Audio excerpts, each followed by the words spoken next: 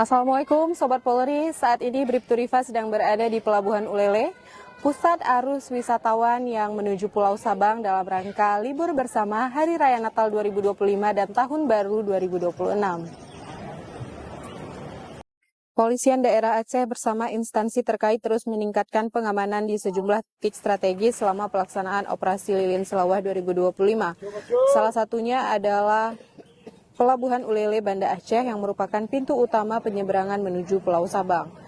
Pengamanan dilakukan secara terpadu dengan melibatkan personil Polri, TNI, serta instansi terkait. Langkah ini bertujuan untuk memastikan seluruh rangkaian aktivitas penyeberangan berjalan aman, tertib, dan lancar bagi masyarakat.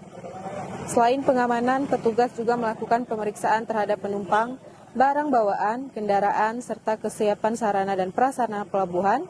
Hal ini dilakukan guna mengantisipasi potensi gangguan Kamtibmas serta menjamin keselamatan pelayaran selama periode Natal dan Tahun Baru.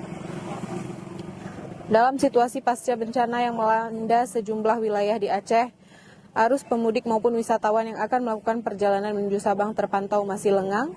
Meski demikian, aparat keamanan tetap disiagakan penuh untuk mengantisipasi kemungkinan peningkatan jumlah penumpang dalam beberapa hari ke depan.